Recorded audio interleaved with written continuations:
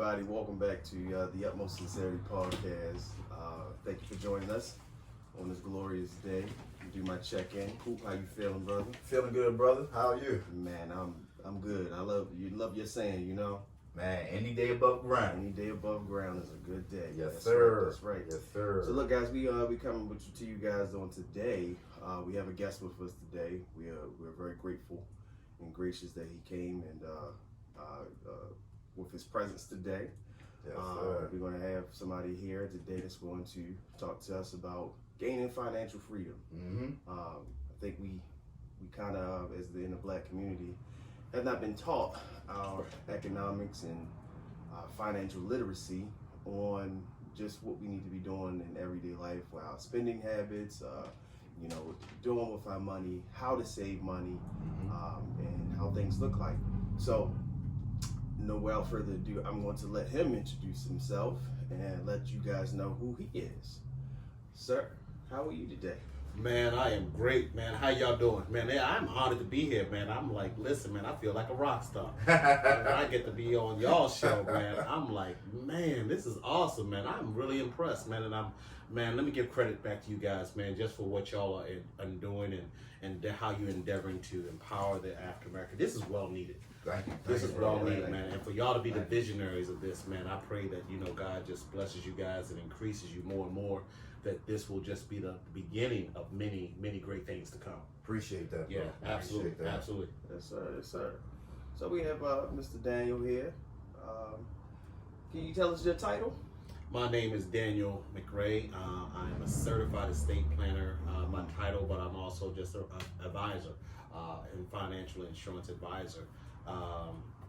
More so the insurance advising, but I also do asset management for persons that may retire, persons that are leaving jobs. Yeah. So we do also show them how to not necessarily lose money from assets that they're necessarily gaining. So people that work 15, 20 years, what we find is they oftentimes retire, but no one shows them how to treat that money so that they don't lose it. Exactly. They know how to accumulate it, Right. but they don't know how to preserve it. So one of my main questions, a lot of times when I meet with clients, are you happy with the returns you're getting and the risks you're taking? Because a lot of times people think that making money means taking risk, and that's not always the case. Sure. Okay, yeah.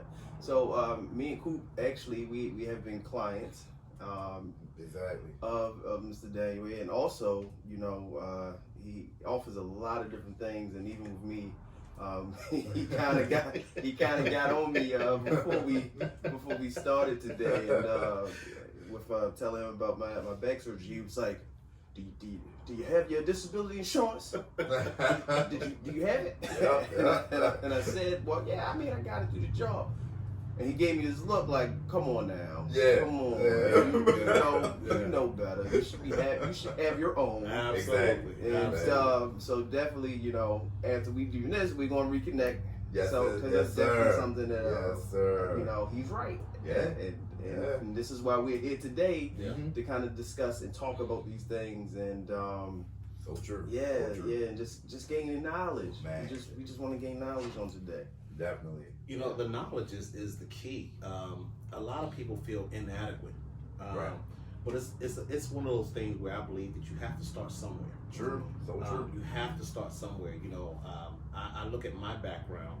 I never in 1,000 years thought I'd be talking to anybody about money. Let's just be honest. Let's just be transparent. Mhm. I definitely didn't come from a family of money. Right. I definitely didn't come from a family that taught financial literacy per se. Right. And if I think about it, probably the most money-oriented person that I knew was my father before he passed.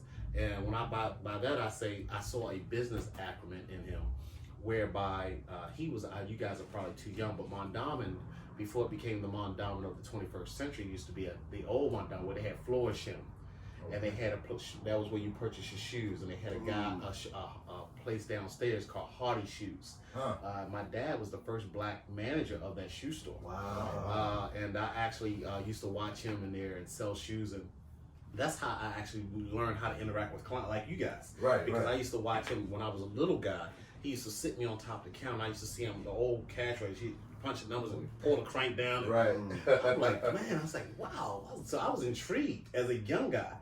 So going back to financial literacy, I spent 10 years in the United States Marine Corps. Came out the Marine Corps. After I came out the Marine Corps, I actually started in corrections in Lorton. I got assaulted down there. Ended up crazy enough. That's the Marine in me. That's why they call us jarhead. Went back in corrections. Came up here. Went back into corrections. I was like, you really are a knucklehead. Like, why would you go back into it? Right. And I had gotten married. And when my wife had gotten pregnant. Okay. She developed complications from childbirth, so she died from something called myocardiopathy. And I often tell this story because a lot of times young people, the reason I tell it is a lot of times young people never think, they always think it can't happen to me. Right. Not me. And then the what if, is even just like what we're dealing with right now, COVID. Yeah. A lot of people are thinking, that was one of the first things I asked you before I came to, are we going to be practicing social distance? Right. You did ask that. Listen, I haven't been in no close quarters with anybody. Right. So, I'm like, I want to make sure I keep my family safe. I want to keep you guys safe. Exactly. But a lot of times young people, they don't think about this kind of stuff. And they think, when they think about financial literacy, I have time for that. Right. But people don't understand that it takes two things to make money: time and money. That's right. The more time you give yourself, the more money you can accumulate. Right. As opposed to trying to play catch up in your 50s and in your 60s, where your work career is almost done. True. That's true. But where if you start in your late 20s, early 30s, you got so much more time. Right. Yeah. You got so much more time to really contribute and really just be guided. Even if you make a mistake, you have more a time span to correct that mistake. Sure. From a law standpoint, as opposed to when you don't have that same risk tolerance when you get older. So I think about it like this. A lot of times I ask people, have you ever ridden a roller coaster? Right. People say, yeah, I've ridden a roller coaster. Well, now, if you're 60 years old, have you ridden a roller coaster? No. Yeah. You're And then you ask, well, why haven't you ridden a roller coaster? And you say, well, my tolerance is the same. Right. Same thing with your money. A lot of people ride the roller coaster in their younger years, and then they get older years because they don't know no better. They continue to ride that roller coaster, even though their risk tolerance is different. That's true. And I tell people, why do they do that? A lot of times, as soon as you go into your job, what do they tell you? Set up a what? 401k, there you go. 401k, 457. And people don't even understand, even from that aspect, a 401k was never meant to be a standalone plan. It was meant to be a contributory plan for employees and employers to contribute. So back in the day, for employers actually had a situation where the employer would contribute 100%. Right. Then they started at 50%. Then it went to 25%. Then it came that we not contributed anything. So think about that. It started out as a employer matching plan. Right. Now, even though employers aren't continuing to match like they used to, employees are still using an antiquated plan to get to their retirement goal. Right. So they wonder, why aren't they meeting their goal? Because you're barking up, just because every dog barking up the same tree don't make it the right tree. That's true. There you go. Every dog barking up the same tree don't make, just because everybody else is doing it, doesn't make it right. Exactly. But a lot of people don't know the difference. Yeah. So getting into that, like, what? That was. Thank you for that. That was some jewels right there. Wasn't it though? Yeah. So, how do we gain that? Like how, especially for us in our community, in the Black community, like just like how you said, you wasn't taught it, but you observed what your father did. Like you observed him working in the store. But like for somebody for me, as you talking about this roller coaster, I can recall like just spending frivolously. Right. Like and I lived with my parents like after I got out of high school and became an adult. And I still had to contribute no bills, but I went out and just spend. And I think about it and looked at my lifetime like, I could have saved so much money, so much money. Even like right now in the moment that I'm in with chronic back pains and stuff of that nature, I'd be like, if I would start saving back then, I could have been like, let me take my time a little bit to come back to work. Right. Or do I need to come back to work? Right. I got enough saved up. Yeah. So when we talk about like financial literacy, how do we gain that? Like what do we need to really be intentional about in trying to like establish that? Like what is the basics? I think, to be honest with you, it has to come with a mindset. I mean, I'm a Baltimore native. Even though I left a while to go into the Marine Corps and came back home. one of the things I believe is that a lot of times there's not a desire for people to gain that knowledge. So first and foremost, before I can even talk to you, and you guys being clients, I had to take you from the very ground floor. Before we could even go, before we could even talk about anything advanced. And one of the things I think about is when I think about a financial literacy, I think of it from a pyramid standpoint. So if you think about a pyramid, it's the tip at the top with the thinnest part, but the thickest part being down the bottom. That bottom part, before you do anything, you have to put that foundation. Right. That foundation, that should be your disability insurance. No pun intended. That should be your life insurance. Right. It should be, critical, chronic. A lot of people don't even understand this. Chronic insurance, for people to maybe have. Right nowadays, people are being diagnosed with critical, chronic, and terminal illnesses and aren't dying. So all that's part of the foundation part. The reason you put the foundation in place is so that the house doesn't sink. The next level, there's 3 levels. The foundation, the middle part is then you start talking about your retirement. Right. So that's when the 401ks come. That's when the 457, the thrift savings plans, the IRAs. You put that in place, and then the very top, the thinnest part, that's when you start doing investments. Most people build their financial portfolio upside down. So they start talking about doing an investment. And then doing a 401k, but they don't have the basics in place. So if something should happen, hence a disability or an injury, you don't have anything to draw from. Right. So now you're tapping from future money to settle a present need. So you're borrowing from your future. Right. You end up borrowing from your future. Yeah. So as opposed to now being literate and being wise about how you do things, I believe that when you get paid, you should pay your tithes. That's 10%. Pay yourself, and then live off the rest. Right. So and then I hear you when you say, "Of course, pay my tithes." Yes, Lord, yes, Jesus. Make sure I do that. Yes, sir. But paying ourselves is something that I had to learn. I had to my mindset was okay, I got paid today. All right, what I need to pay?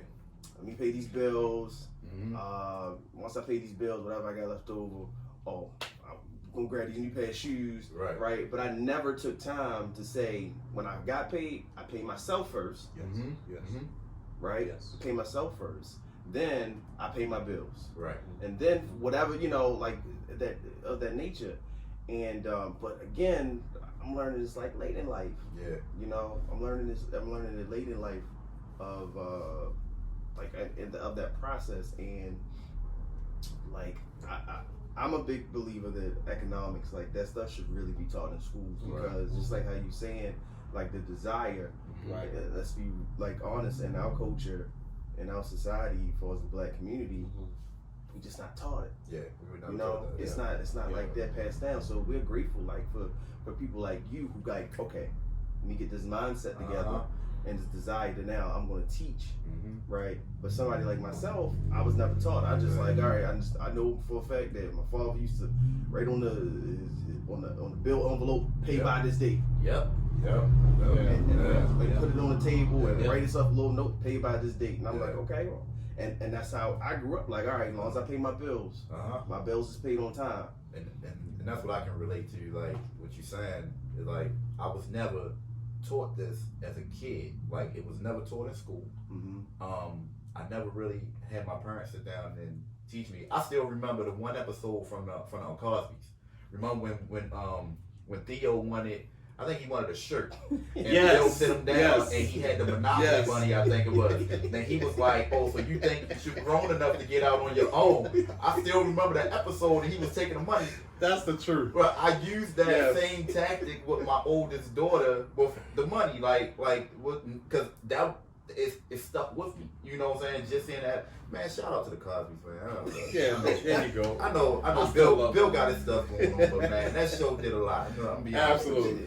Gotta love Bill. Yes, man. indeed. I still got a lot, nothing but love for Bill. But bro, like Randy said, man, I am so grateful, and it's a blessing to have a man like you actually take your time, learn this stuff, and actually go ahead and be able to teach us and get us, get our mindset right with this. Because I mean, Matt, like we were never taught this.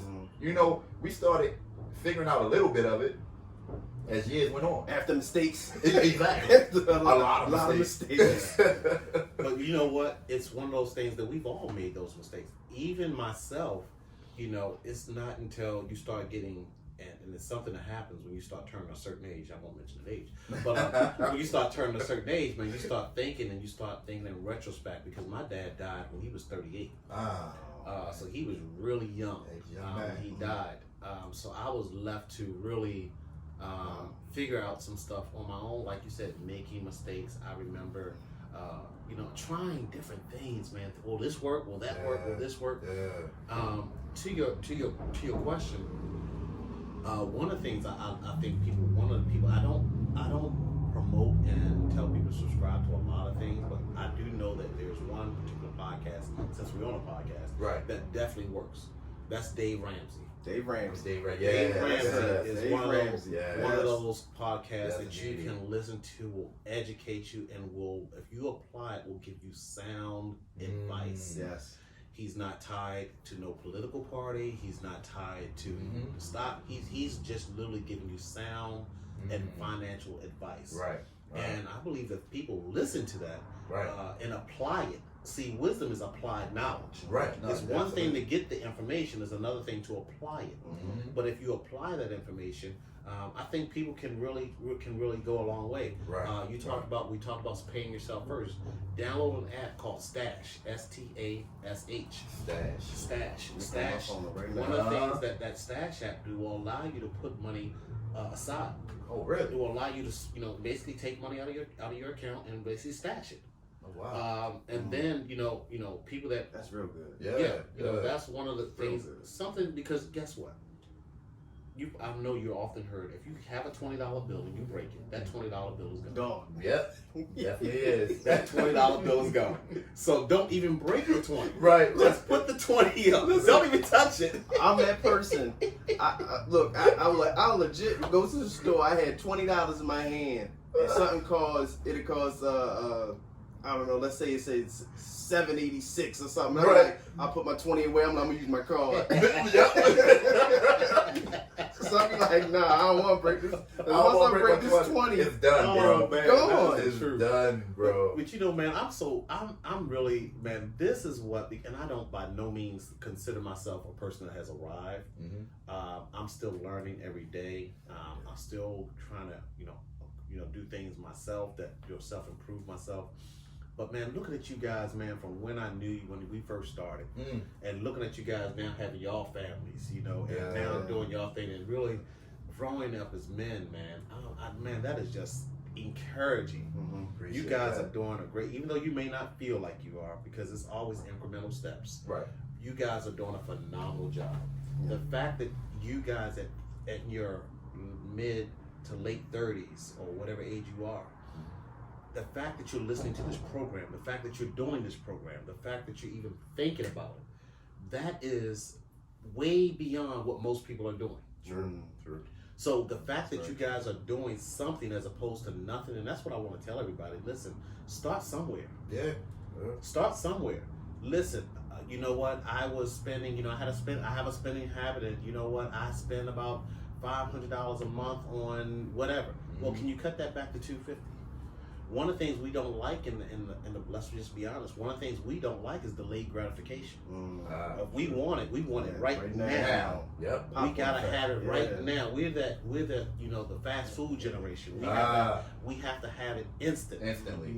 There's no grandmas no more. There's no folk that like to go over the stove and cook a meal and stir up a pot. Come on now. They don't, they don't like the arm to shake while they cook. Exactly. You know what? His mama get in there and boy. You know the food good. Yeah, that arm shaking. You know the food when that arm shake, that arm shake, that underarm shake, boy, you know something good.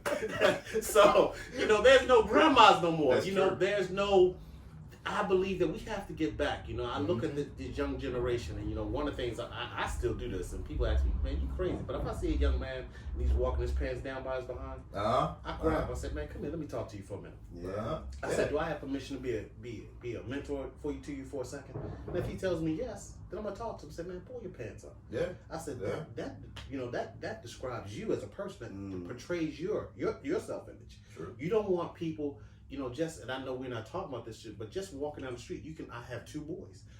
Don't make yourself a target. Don't make yourself a target. You don't make yourself a target. Absolutely. You know, just in financial, that's the same thing from a financial perspective.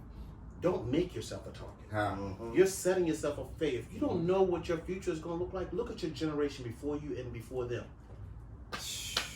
Man. You want to know where you're going to go? Look at the generation before you and before them. Yeah. That should be motivation enough Yeah. to get your stuff together. Generational curse. What? That's exactly what I'm saying. Speaking on, just even hear you say it, and I'm sorry, but when you just said that is so true. Because that, like, my mindset is like, I watched my parents. Then I go back, I can watch my grandparents. Yeah. I can see my mother and father's direct siblings, Yeah. like where they are in life. And I had to say, I can't do that. Yeah. I can't be that way. Yeah. That has to stop. Yeah. That's You know, break. Yeah. I can't. I watched my dad work for my entire life. Get up, he go to work sick. He goes. Yeah. Snowstorms out. He ain't gonna drive. He gonna catch the bus. He leave early in the morning to get there, right? And I watched him do this, and I watched him complain almost every single day about work. Complain. And he's 65 now. But like last year of November, I had to have a conversation with him because he just kept complaining about work. And I'm like, this is not, you're 64, 65 years old, you can still complain about work. This is not good for your health. Right. Let's look at what you can get Social Security. Yeah. Like, let's see what you can get and see if this is comfortable for you to live off of. Right. And also, okay, if you do need to, we're gonna work for 2 days or something. Just to keep you busy, so you don't. Right. Something. You know, maybe 2 days out of the week, but not no 5, 6, 7 days, and you put in overtime at your age, and you still complaining. Listen. When I retire, I want to be done. Yeah. And that's this like legit when you know we got to break that. Yeah, man. Yes. And oh man, with just what you saying, bro, like just to piggyback off you, like my pops passed away in 2015, right? And but I remember he retired from Social Security Administration due to injury, right? So he retired, and he also had his military coming in also.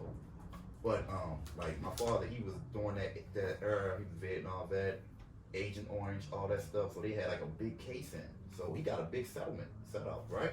So I said to my father, he called me up one night like, son, guess what? I said, what's up? He said, I got the payout.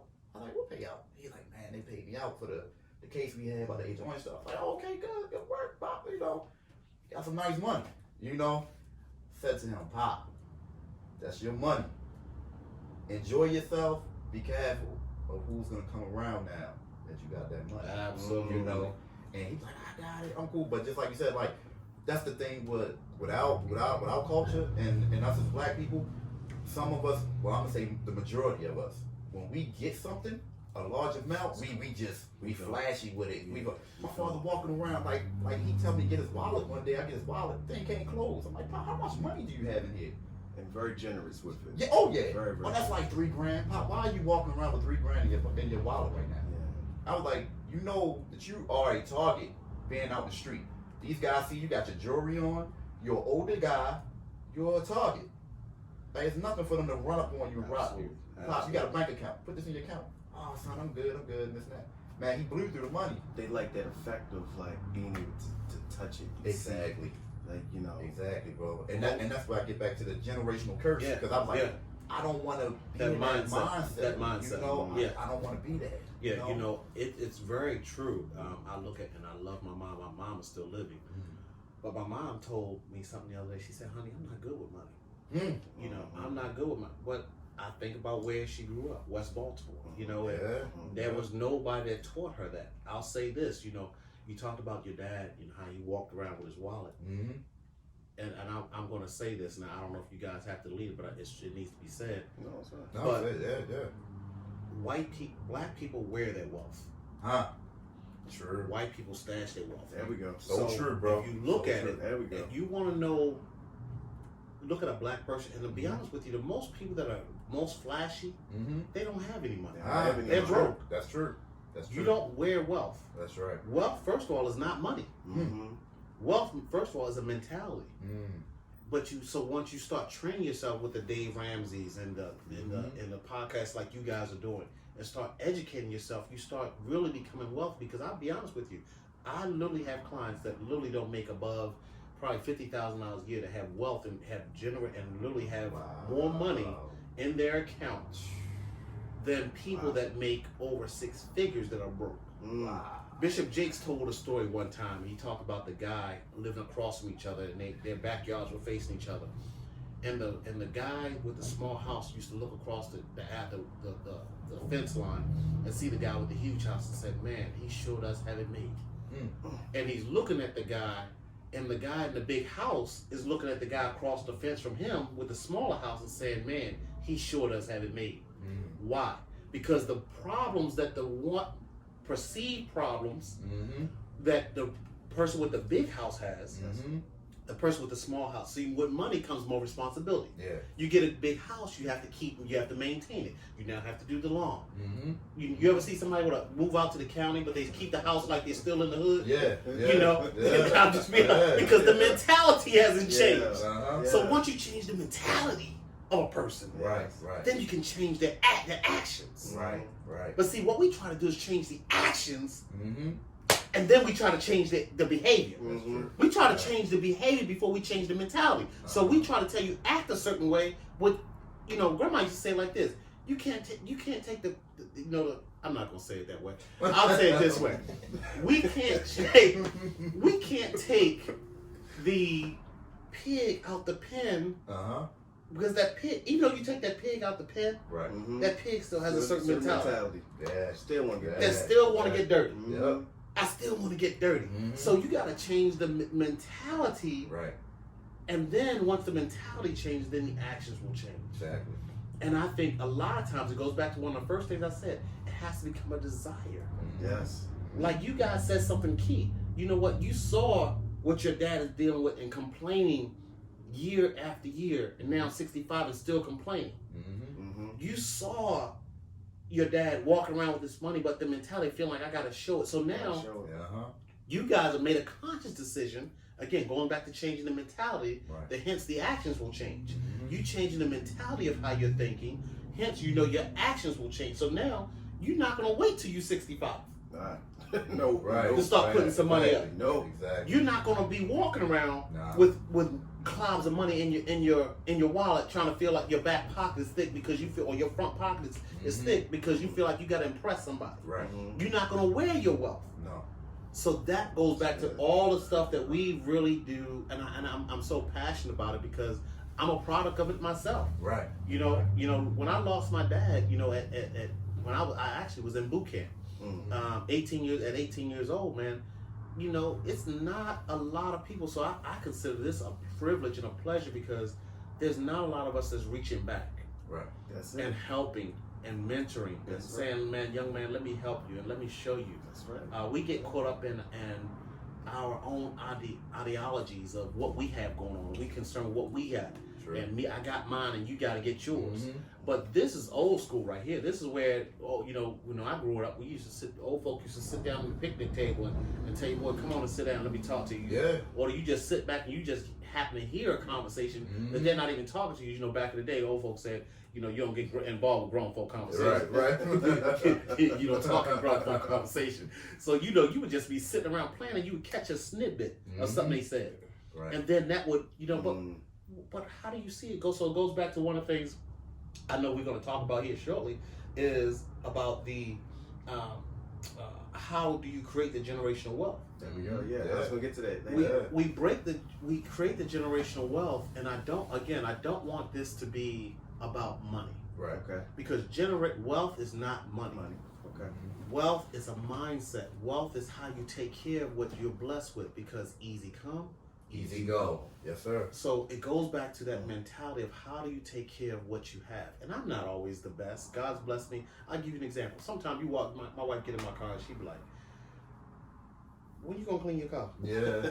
You know, it might not be, it's not filthy, but it ain't, you know, I might have some, having vacuum, you know, I'm in and out, I got, you know, got some debris on my carpet or whatever. You know, so that goes back with that mentality. How do I keep my home? There you go. Yeah. You know, if I'm walking it, if I tell you what, let's have a field trip. Let's everybody. I'm gonna come to your house. Where you at on YouTube? Give me your address. I'm gonna come to your house. And if you, without you cleaning up, I can tell you what your mentality is. If I'm walking, I just hit my own mic.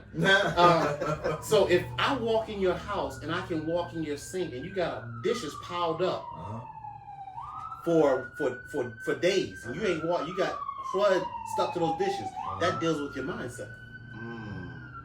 That deals with your mindset. That's true. If I walk in your bedroom, you got dirty clothes stuck, thrown on the floor. Yeah. You know, to him, much is given, much is required. Right. So if you're asking God, why am I in this situation? Stop cleaning up your situation. Stop creating wealth in your environment. Go. It don't take a lot of money. You know what? I don't have a lot of money. Well, guess what? Can you go set up a table? The Bible says He set a table before me in the presence of my enemy. Go set your own table. Go get yourself some nice place and just set yourself up and say, you know what? I'm preparing myself. Go ahead. I'm preparing myself for my next level because it's based on what I see. See, we can create something in the mind. I love my pastor, Apostle Michael Freeman. He talks about how the mind can prepare. Sometimes I just sit in places, and I do like to smoke cigars. I'm going to get one after I leave here. I'm going to go. We all do. Yeah, man. I'm going to go get me a cigar. Sometimes, and people are like, why don't you like to be around people when you smoke? Because that's my quiet time. Sometimes I like to cook. I like to meditate, and I like to create my own environment. I like to see my future for where I'm going, not where I'm at. Exactly. But I can't do that. See, the mind is a powerful thing. The mind doesn't know the difference between now and future. If I can close your mind, whatever you can envision, you can become. It's amazing. Whatever you can envision, you can become. So if I can envision myself out of my situation, I can be why am I saying that? I'm talking about people that are, I don't care if you're making minimum wage right now. Go in your checkbook, and I know people don't write a check, but even if you don't write a check, go write on a piece of paper my annual income and write whatever what you want your income to be. Your mind will start reverse engineering to get you there. Your mind will start reverse engineering to take you to where you want to go. I don't care if you've only made $35,000 a year, but you want to make six figures. Now reverse engineering, now wait for your mind to start giving you creative ideas in your sleep. Wait for things to start happening, to start gearing you toward that next level. If you're saying, listen, I don't want that generational curse to be on my children, what can you do to change their perspective? See, kids are very like sponges. They're very absorbent and very impressionable. So if we can create an environment for them that they see wealth, even though they may not have it, their minds will reverse engineer into getting to where they are. See, the reason we don't get more out of the next generation, because they're just duplicating what they're seeing. There we go. That's true. They're duplicating what you show them. Why do the little girl get up there and shake her little? Because that's what her mama did. Why you go to the jails and you see the father and the son in jail? Because he duplicated what the father did. So we can duplicate another cycle. They don't even have to know. I know people right now that had single mothers and didn't even know the mother wasn't wealthy until they got old. Because of how she what she envisioned and what she put in front of the children. So the children literally had a mindset of wealth before they even got wealth. That's real good. That's powerful. That's really good. And man, so like generational wealth, right? That is, I like all that, you know. And just going back to like in the beginning when you was talking about like the foundation. This is my personal opinion, but I also look at life insurance as creating generational wealth. Right. I had a conversation with a friend last week, just before we even reached out to you, like, and talk about what we was talking, but I had a conversation with a friend, and I said we have to like. I said I look at life insurance to create generational wealth for my children. Right. So it's not about me. It's not about what I can get for myself. Mm-hmm. It's about, okay, how can I help my children?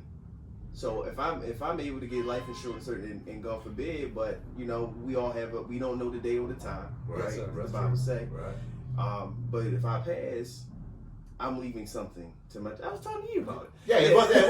I was going to say this conversation sounds familiar. Yeah. So my thing is that life insurance is creating generational wealth and saying having stipulations to it, right?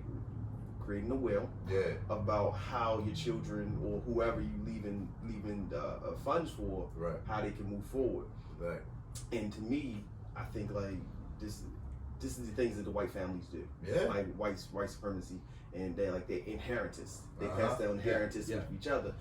We didn't have this background of being able to pass inheritance, but I do look at like, okay, life insurance, if I pass away, okay, bills aside, paying for me, have a nice home going great, whatever. Take that money and create something for yourself, but also, if we have homes, like a lot of our families, like, sold grandma house. Yeah. Right? Yeah. So mama house. Uh-huh. And not understanding and realizing that that's wealth right there. Yeah, keep that in the family. That's wealth right there. So that's good. That's good. So going back, like, what did you take on that, like life insurance? I mean, again, that's my opinion. No, I think you hit a nail, man. That is a sweet spot for me because, when my wife passed away, I never forget.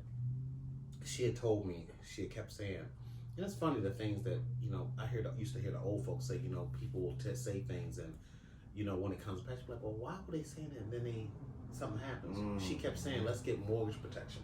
I'm going to start there just because you mentioned the house. Most people don't think about how to protect their most valuable asset. They will go out here and get car insurance on their car. They get health insurance. But when they talk about their most valuable asset, the most precious commodity, the most expensive commodity they probably even purchase while they're here on earth, which is a house, they never protect the mortgage. So one of the things I often tell clients is that it's not even you have to protect 100% of the mortgage, but let's protect the equity in the property. Because if I can protect the equity, let's use round numbers. Let's say your house, we're in Baltimore, so let's say your house is $150,000, that you purchased, you might have purchased. But let's say your mortgage is down to $100,000. You have $50,000 of equity in the property. But if something happens to you and there's no education, there's no literacy, then the family doesn't know that, listen, I can pull that equity out and use that as cash. Either one, I can now put somebody in the property to now pay the mortgage, or part two, I can literally sell the house and pull the equity out. And I don't necessarily need to get a $100,000, $150,000 life insurance policy. So what I could actually do is I could go get enough insurance just to protect the mortgage for a few years, maybe 2 or 3 years. Let's say that's $50,000. Well, that now gives you enough time to grieve properly, because there is a grieving period that happens. Right. Grieve properly, and then from there, you can actually decide what you want to do with the mortgage. Okay. So if you want, let's say if you're going to sell the house, well, then you have ample time to keep that mortgage paid. Let's say if you want to just put a tenant in, now you have ample time to find a tenant, and you can pay it, or you could do something that most people don't even think about. You talk about preserving the wealth. Let's talk about preserving. I just told you the mortgage the property is worth $150. The mortgage is now $100. What if I took that $50,000 and I didn't pay down, because it's almost like the old adage where you could teach a person to fish, or you can give them a fish. Now I take that $50,000 and I amortize the mortgage. I put that $50,000 on a $100,000 remaining balance, but originally was a $150,000 mortgage. I now take that $50,000, put it on the $100,000. Now my mortgage payment goes to now from $1,800 or $1,500. Now they gotta recalculate my mortgage from that $1,800. Now I only owe a mortgage on $50,000. So now my mortgage payment is maybe only $400 or $500. Jules, man. Yes. So now I don't even have to worry about losing the house. I don't even have to worry about, because guess what? Maybe Daddy had the military retirement. He might have had 2 or 3 incomes. Right. What he left it to me. I didn't have 2 or 3 incomes. I'm working on trying to keep my mortgage paid. Right. But guess what? Now I can put a tenant in the house. I have a $500 mortgage payment. I charge the tenant $1,500, and now I got $1,000 free and clear. And you preserve the equity in the property. And I don't even have to re-qualify for the loan. Check this out. Because the amortization, I don't even have to re-qualify. Right. So now only thing I have to do is ask them to recalculate it based on the new principal amount. Yeah. So they don't have to pull my credit. They don't have to look at my income. It's just based off the new mortgage payment. Based off the new principal amount. And now you have, instead of $50,000 of equity, you got $100,000 of equity. See, this is what I talk about. This is stuff that not only we didn't know, but whoever listens to the show, I'm pretty sure. I guarantee you, they probably doing the same thing that we're doing right now. Like, man, really? Because, bro, all I'm thinking about now is that when my father passed, his house was dead. I let it go because I'm like, I ain't gonna need it. I ain't gonna use it. And I'm like, if I knew this, it's and let me tell you who's grabbing it. So you got, going down to the courthouse. You got folk going down to the courthouse buying deeds. And buying tax sales. And they're redeeming it, and they're getting all this wealth from our community. They're literally taking it out. So now you wonder why John Joe has a building that he can rent out a room to you, because John Joe went in and got this building from a tax sale. I'm just saying. Or they go down to the municipal building and they buy tax sales, and they literally have hedge hunters out there. They actually sit outside, so when the tax sales come up, they just go buy the best property. They just have somebody out there waiting for the tax sale to go buy the book. They come back, they mark off the ones they want to pay, and if you don't redeem it, if you redeem it, you have to pay them 18%. And you have a year. I think it's a year and a half redemption, something like that. But if you don't redeem it, if you don't pay that 18%, they get the property. Who wouldn't wait 18 months to get a property that's worth $100? And you only you paid the tax of $5,000. So you got a $100,000 house that you paid $5,000 for. And you out here buying cars. Right. You out here buying Louis Vuitton. I got my Louis bag. Most of you got Ouies. You ain't got a Louis, you got a Ouie. Man, they be capping for real. So I'm trying to tell you. Definitely. So, even from a life insurance standpoint, I'm gonna tell you one more nugget, and I'm gonna be done. One more nugget about life insurance. A lot of people think about life insurance the way you do. Grandma used to say, "I'm not gonna die and make nobody rich." Yep. Your grandma was making Elma too. That was your grandma too. We might be cousins. But that's how grandma said it. I ain't gonna die and make nobody rich. But what if I told you there's a way to use life insurance while you're living? Meaning that if you're diagnosed with a heart attack, let me set up on this one. Yeah, for real. This gonna be good. I got on you about your disability insurance. I ain't gonna speak to talk to nobody in particular, but I'm just gonna look their way. So the last time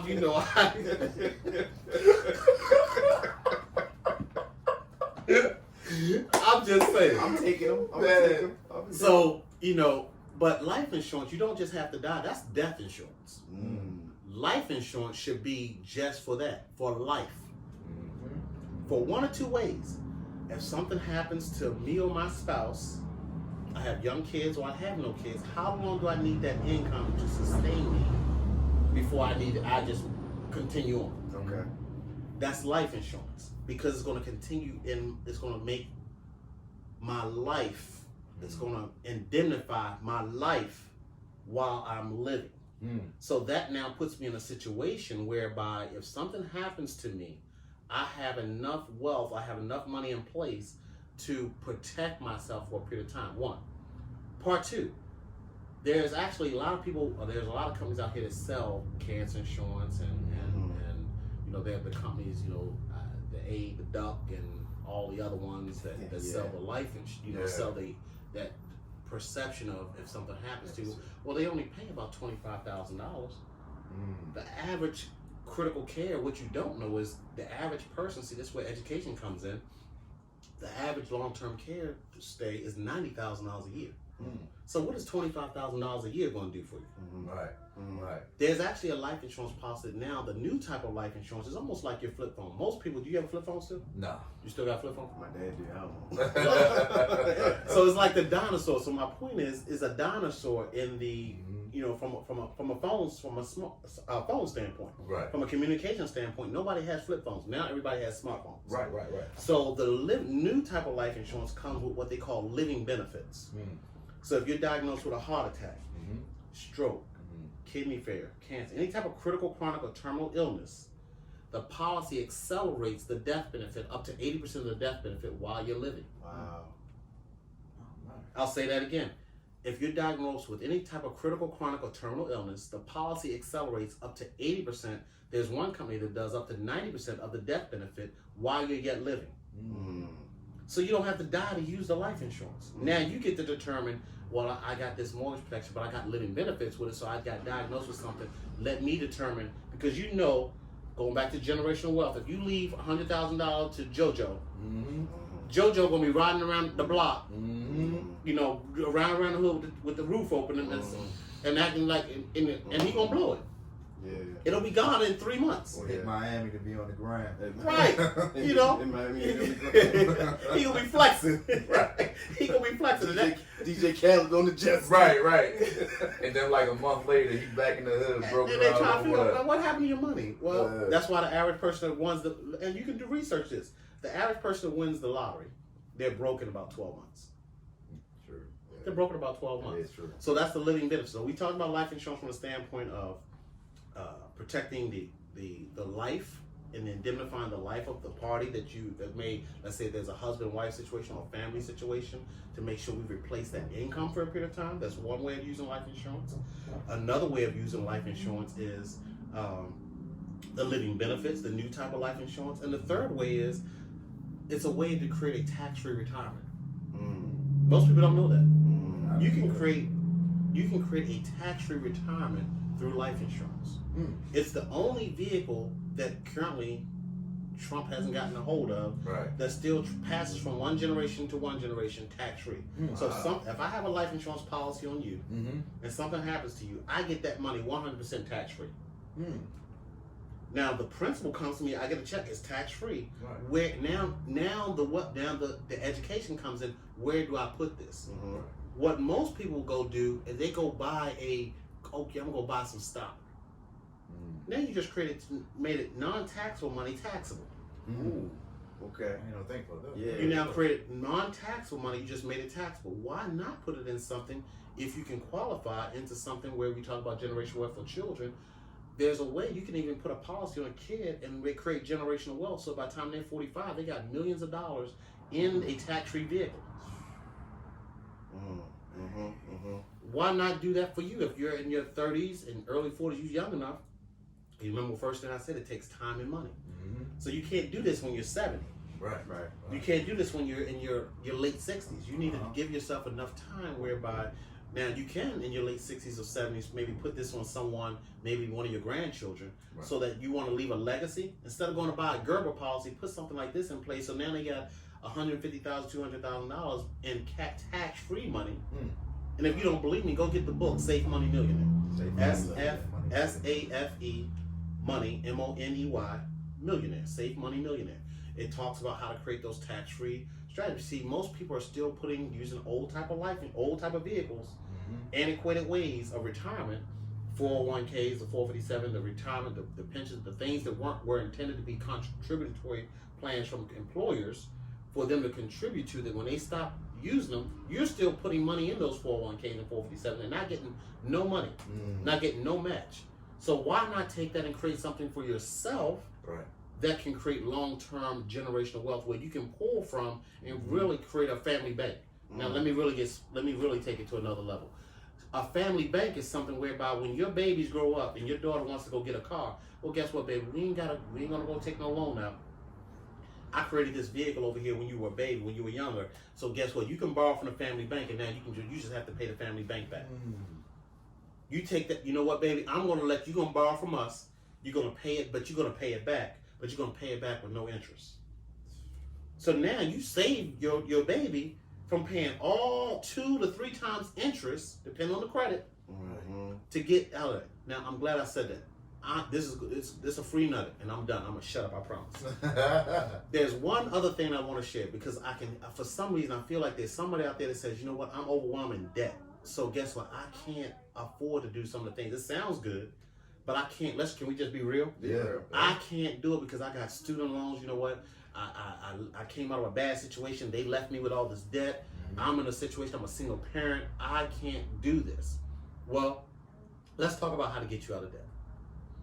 There's a company out there that will actually save you all the interest, will reduce your interest rate.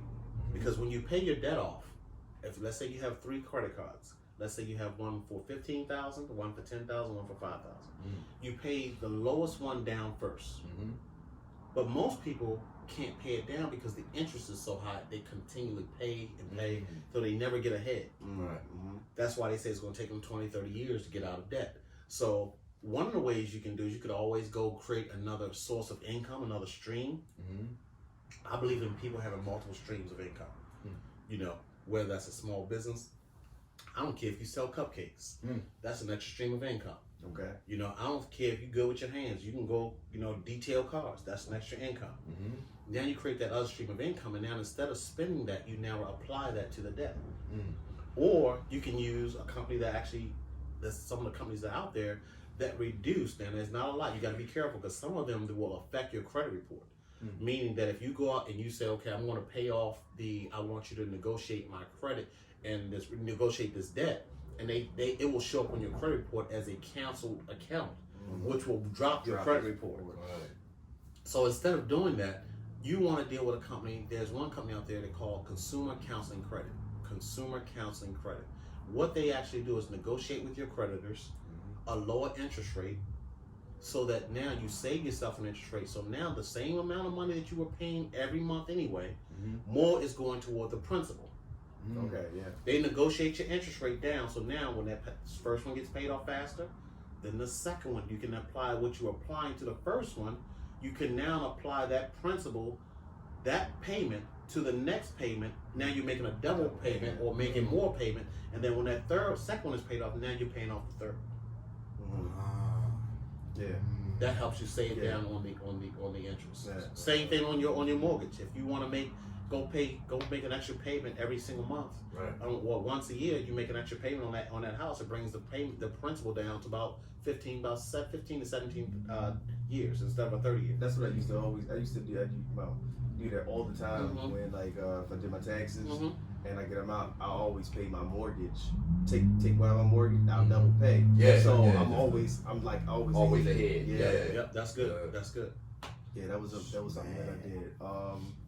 So real quick, before we go, just so for somebody that let's say you gave a lot of good nuggets. Thank you. For somebody to get a raise or get a new job with increased pay. I've seen what people get. I've even done it myself. Right, got a raise or something of that nature, and my means of paying for things was here. Right, but now that I got this raise, I'm bringing my payment up to now where my lifestyle of living up to my current rate. Right, what is something that you think that needs to be very intentional that we do to as we talk about debt and the credit card and all this stuff, what is it that we need to do to kind of not have that mindset of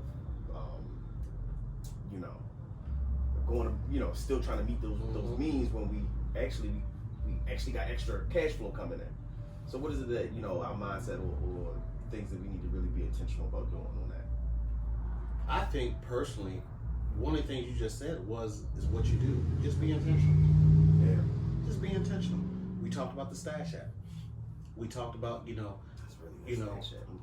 one of the things you can do. I love right now. Most people aren't even paying attention to it, but right now is a great time if you have the money. You have some side money. I like looking at, and I'm not a big stock person. I'm really not. But I look at something like most people don't know. You can apply yourself. Maybe go buy some dollars, some stocks. You got penny stocks, but do your research. Look at the, what the account has done over maybe a 5-year projection or 3-year projection. See how high it's gone up, and just read the graph. If you know the graph is high here at the very top, from 0 to 10. For those who can't see me, from 0 to 10. Let's say the stock potential is a 10, and right now the stock value is at a 3. That's a good buy. Okay. For instance, Apple just split. This is not a plug for Apple, but I know Apple just split. Now, I don't know if you know, but Apple's stock was up at one point, Apple stock was up to like $250, $300. Yeah, well, now you can buy Apple for about $106 a share. Yeah, So some of that money, instead of, that you've been stashing and sitting in the bank that ain't making no money for you because the bank uses arbitrage, and arbitrage is simply meaning that if I have $30,000 in the bank, and the interest that they're going to pay me on that is maybe 0.11%. Well, instead of using that, that's arbitrage. But then if I go to borrow that money, they're going to charge me 12%. Well, they make the difference. Yeah. That's arbitrage. Okay. So what they give me on my money versus what I'm going to make on my money is called arbitrage. So you want to put yourself in a position whereby your money is now making money for you. We talked about streams of income. That's another stream of income, and don't keep watching it. Yes, we know the money is the market is fluctuating. So if you don't have a stomach for fluctuation, don't do that. Don't do that. Take your money and maybe set up a side account, maybe that you can't touch it, and total another bank, and don't get a debit card for it. Go set up another account and don't create a debit account for it. It keeps you from touching it. So that was something that also Courtney did this. He actually got he put his money into a bank that was nowhere near him and got no card. Got no card for that was a way for him to intentionally, like, I'm not going to spend this money. Right. That money coming out my check is going to that bank. I'm not driving all the way up there to this certain bank, and I ain't got no debit card to use it. So that's actually a good idea. To hold yourself accountable. And speaking of you right there in the vein where I was going. Have someone. Don't try to. If you need an accountability partner, find someone that's smarter than you. If you're the smartest person in the room, you're in the wrong room. Show me your 5 closest friends, and I'll predict your future. Show me your 5 closest friends, and I'll predict your future. Because guess what? If all those people in that room are broke, it ain't gonna take long. It ain't gonna take long. You're gonna be one of those broke folks. Right to you. Because the mentality. Right. The mentality. Who you hang around matters. If you need to have an accountability. So guess what? If you listen to these guys' program today, maybe some nugget, I don't know, maybe there was a small nugget that you got out of it. Take one of those nuggets and figure out, how am I going to apply this one. Don't try to apply all of them. Apply that one nugget, and then out of that one nugget, then you can say, you know what, I can do this one thing. Start somewhere. Small progress is still progress. That's true. Small victories. Talk about the small victories. Small victories, man. Yeah, celebrate the small victories. It's going to build into a big one eventually. We always want that big one that be like, right? Yes, but sir. you don't realize the real small victories lead to the big ones. Yes, indeed. And man, to speak on that, like, as far as the financial side of it, also, like, go out and get a book. Oh, yes. Go out and get a book. Yes. I just got a book. It's called Personal Financial for Dummies, and it's a nice size book, and man, just the stuff in there is really good. Like, I wish I had the book years ago. Right. So like, just go get a book, and read a book. Read up on stuff. It's not gonna hurt. It's just gonna make you smarter. Absolutely. That's all it's gonna do. So that's one of and that was one of my man. I would go in stores and I would look, I get this. I'll be like, I want somebody to tell this to me.